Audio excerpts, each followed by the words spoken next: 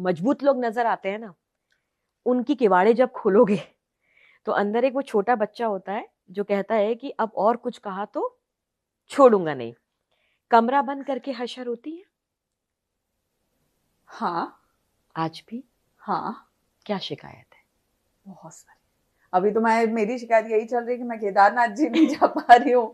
तब से तो मैं और ज्यादा परेशान अभी हूँ, क्योंकि जिस तारीख में पट खुले उससे हाँ। ठीक 2 दिन पहले मेरी दीक्षा हुई, तो मैं पट खुलने पे नहीं जा पाई। अब वहां पे इतनी भीड़ चल रही है, इतना सब चल रहा है कि मैं अभी वहां पे नहीं जा पा रही हूँ।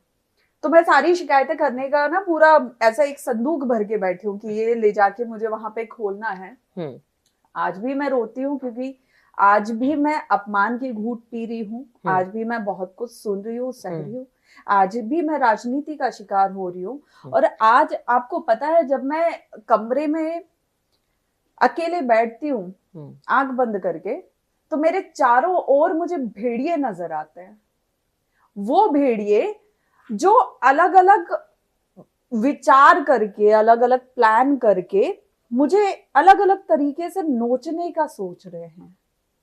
अब ये मुझ पे है कि मुझे किस भेड़िए को नोचने का मौका देना है, क्योंकि भेड़िए तो सब है, सब है, सब अपने फायदे के लिए, अपने अहंकार के लिए, अपने अपने लिए मुझे अलग अलग तरीके से यूज करने का, नोचने का, मुझे काटने का सोच है। अब मुझे किसको वो अधिकार देना है, क्योंकि किसी को तो देना पड़ेगा। क्यों? इसलिए क्योंकि मैं वही बोल रही हूँ ना कि मैं जहां पे बैठी हूँ वहां मेरे आसपास सब यही लोग हैं, सब। अब मुझे ये तय करना है उनमें से अच्छा भेड़िया कौन है जो मुझे कम नोचेगा और मुझे वहां से निकाल देगा। बहुत बड़ा स्टेटमेंट है हर्षा। मौका क्यों देना है? तो मेरे पास ऑप्शन क्या है? या तो फिर मेरे पास यही ऑप्शन है कि मैं यहाँ से आपको छोड़ के पता चली है जाऊं। हर्षा, आप बहुत खतरनाक है। आपकी आंखों में आंसू तो दिखते हैं, आते हैं, लेकिन आप इतनी खतरनाक है, मुझे ऐसा लगता है कि वो चारों तरफ जो भेड़िए बैठे हैं, सवाल बदल दीजिए आप अपना। कैसे इन सबको ठीक करके निकलना है? आप भगवती की पाठ कर रही देखिए, हैं। मैं इनको ठीक अगर करने पे आई ना, तो ये सह नहीं पाई। ये ऑप्शन ज्यादा अच्छा नहीं है? मैं चाहती नहीं हूं अभी ऐसा। जब वक्त आएगा तो वो भी आपको दिखेगा और फिर ऐसा दिखेगा। अभी मैं ऐसी हूं।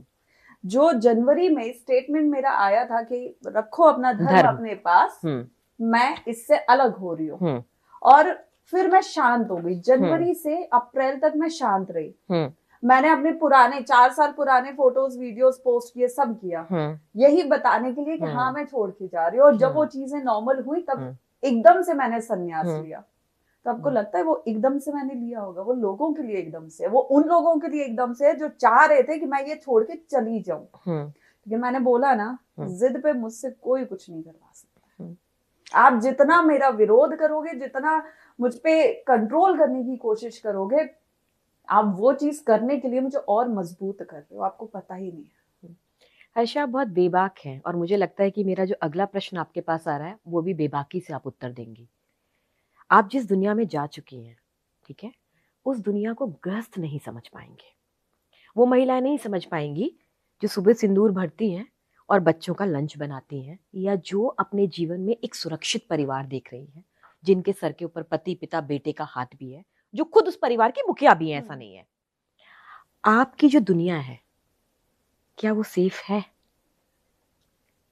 देखिए, मुझे अभी मतलब आप सेफ्टी का क्वेश्चन करिए, बहुत अजीब सी बात है, इसलिए मैं क्योंकि पूछ रही हूँ। आप मीडिया में बैठी हुई, हाँ, ठीक है। हाँ। यहाँ सेफ इंसान घर के अंदर भी नहीं है। यहाँ बच्चा गर्भ में भी सेफ नहीं है। एक लड़की की सेफ्टी कहाँ है जहां आप 100% श्योरिटी दे सकते हैं? आप खुद ही बताइए, कहाँ वो सेफ है? वो मंदिर में सेफ है, वो मस्जिद में सेफ है, वो चर्च में सेफ है?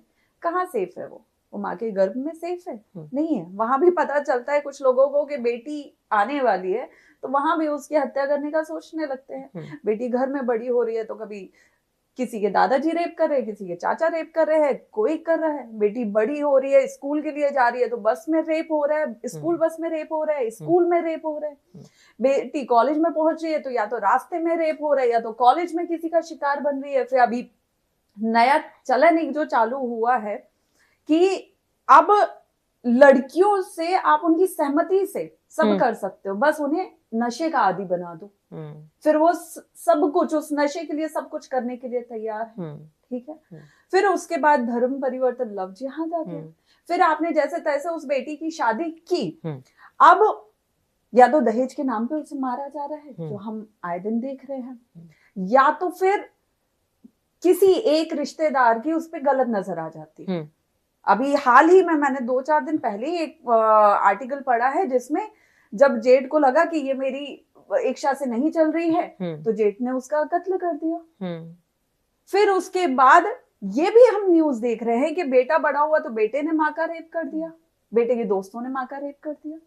फिर उसके बाद वही महिला जब 70-80 साल की हो गई और रास्ते में कहीं जा रही है, खेत में कहीं जा रही है, तो उसका रेप हो गया।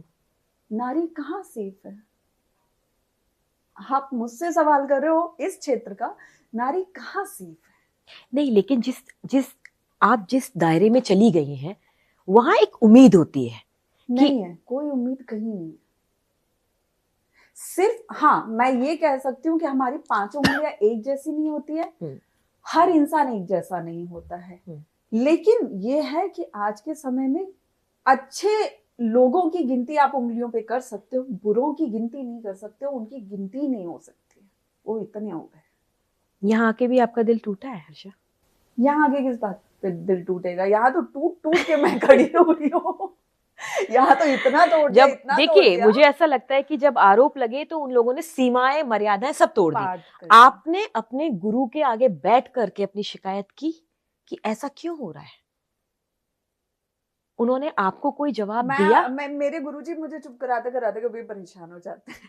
हाँ, मतलब आपका क्योंकि आपका नेचर विरोध करने वाला है कि मैं नहीं सहन करूंगी। हाँ। और एक देखिए, परमपिता जो आपके हाथ में दादी ने बचपन में रख दिए, वो सबके परमपिता, लेकिन गुरु भी उस उपाधि में होता है जो उस परमपिता से आपको जोड़ता है। क्या आपने गुरु को कहा कि आप तो सब कुछ देख सकते हैं, आपने तो इतनी चीजों में अध्यात्म में आगे ख्याति प्राप्त की है, ये सब क्यों हो रहा है मेरे साथ? सवाल किया? मेरे जो अभी गुरुजी हैं जिनसे मैंने संन्यास दीक्षा लिया, हाँ, उनसे मैं सच बताऊं, मेरा गुरु शिष्य वाला भी रिश्ता है, लेकिन एक पिता बेटी वाला रिश्ता भी है। जिस तरह मैं अपने पापा से जिद कर जाती हूँ, सवाल करती हूँ, बातें करती हूँ, मैं वैसी गुरुजी से करती हूँ, और वो वैसी हंसते हंसते उसका जवाब भी देते हैं, मुझे समझाते भी हैं। जब मैं रोती हूँ, कभी ऐसा होता है मैं फोन पे उनसे बात कर रही हूँ और मैं रो रही हूँ और वो एकदम से पूछ लेते तुम रो रही हो क्या हुआ, क्यों परेशान हो?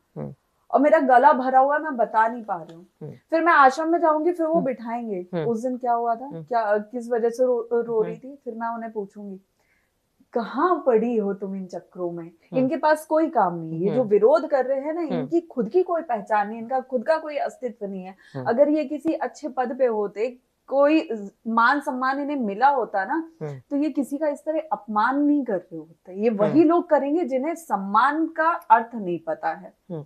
तो वो मुझे इन सब में नहीं पढ़ने को बोलते हैं, लेकिन अभी मैं उनके सामने, तो मैं तो बहुत छोटी हूँ ना, तो मैं तो अभी वो चंचल स्वभाव वाली उनकी बेटी हूँ, तो मुझे अभी बुरा लगता है, वो मुझे अभी समझाते हैं और फिर मैं शांत हो जाती हूँ। लेकिन हाँ, मैं गलत ना करती हूँ, और जब जो इंसान जो करता नहीं है ना, वो सह भी नहीं पाता है ज्यादा समय तक, तो ये मेरा नेचर है। चलो हर्षा, मैं आपको ना पास्ट में ले जाती हूँ, ठीक है?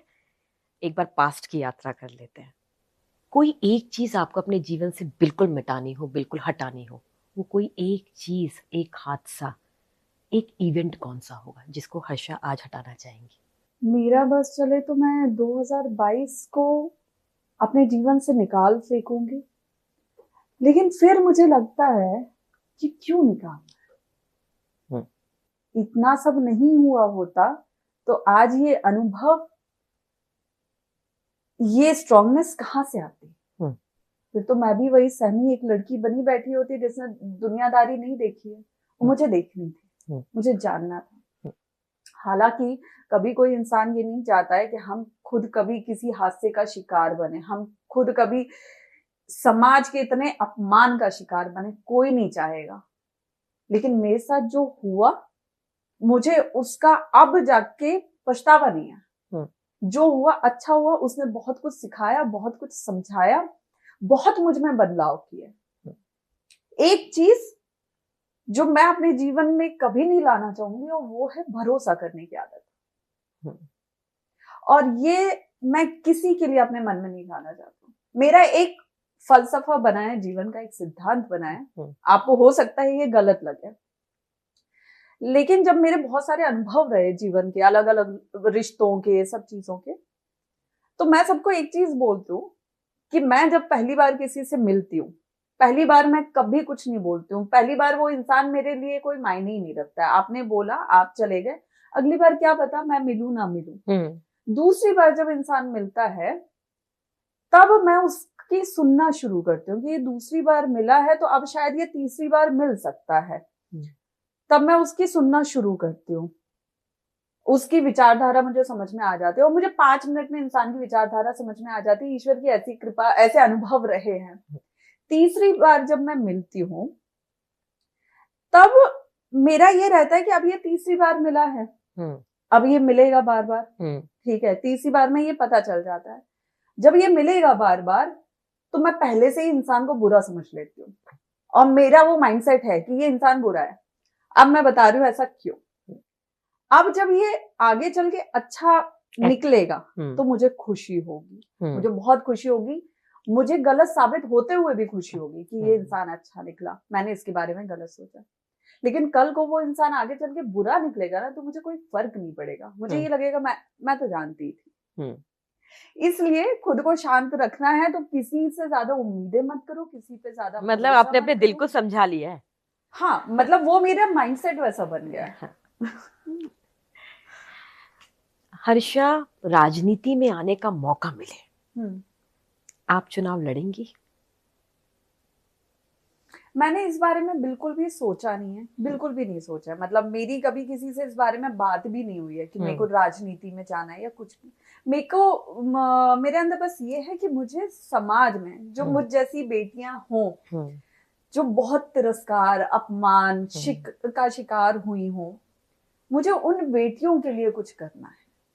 मेरा वो विचारधारा है। अब अगर एट द सेम टाइम ये आएगा कि उसको तो राजनीति से भी कर सकते हो, हाँ, तो राजनीति में आने में कोई बुराई नहीं है। अगर आप अपने तरीके से वो चीजें कर सकते हो जो आप समाज के लिए करना चाहते हो।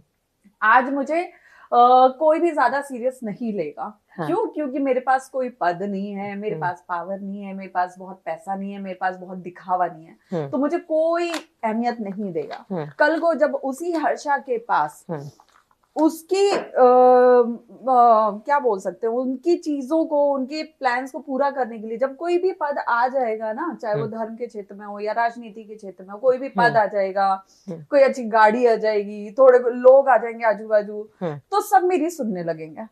ठीक है। फिर वही चीज जो आज मैं ऐसे रूप में शायद अगले 5 सालों में कर पाऊंगी, वो पद के साथ शायद 1 साल में हो जाएगा। तो मुझे तो ये देखना है कि मैं समाज के लिए काम कहाँ से ज्यादा जल्दी और आसानी से कर सकती हूँ।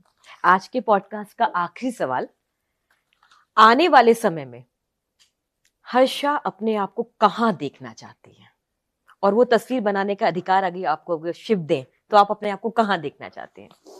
मैं बहुत सारे शिविर आयोजित करना चाहते हैं पूरे देश भर में, जहां पे बेटियों को घुड़सवारी और तलवारबाजी चलाना आता हो, करना आता हो। और मैं बेटियों को इतना सशक्त बनाना चाहती हूँ। जब आज मैं देखती हूँ, आज मैं बहुत जगह जाती हूँ, देखती हूँ बेटी के साथ कुछ भी हुआ है तो माता पिता सबसे पहले ये बोलते हैं, अरे ये बात घर से बाहर नहीं जानी चाहिए, चाहे वो बात ससुराल की हो या कोई भी राह चलते हो, घर के बाहर बात नहीं जानी चाहिए। क्यों नहीं जानी चाहिए? बेटी से हमेशा ये क्यों सोचा जाता है कि बेटी है तो बदनामी होगी, बेटी है तो नाम भी तो हो सकता है ना। तो ये चीज मुझे करना है, मुझे बेटियों के लिए काम करना है, मुझे मुझ जैसी तमाम हर्षा के लिए काम करना है। ये मेरे जीवन का उद्देश्य है, और वो काम जहां से भी जैसे करना पड़ा मैं वैसे करूंगी। अगर शायद पूरे जीवन मुझे संघर्ष करना पड़ा, मैं उसके लिए भी तैयार हूं, लेकिन मैं इतना चाहती हूँ कि जिस दिन मेरी मौत हो उस दिन ये याद किया जाए कि इसने जीते जी इतनी बेटियों को इस लायक बनाया है। मुझे वो मौत चाहिए। आपको शक्ति मिले, आपको समता मिले और आपको शांति भी मिले हर्षा।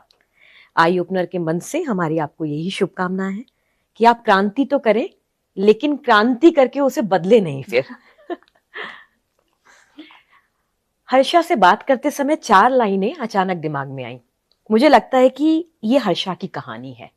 आप साध्वी के रूप में देखें, आप हर्षनंदिनी के रूप में देखें, आप हर्षनंदी गिरी के रूप में देखें, लेकिन हर्षा यही है कि तोड़ता हो दम कोई और पानी ना मिले, कोई मिट जाए उसकी कहानी ना मिले, ऐसे आंसू भी तो आंखों को भिगो देते हैं, जो छलके तो जाएं उनकी कहानी ना मिले। यही है हर्षा की कहानी। जब कोई टूटता है तो 2 रास्ते उसके सामने होते हैं, बिखर जाओ या संवर जाओ, मगर इस जिद्दी लड़की ने उसे संवरना ही नहीं बनाने को चुना है।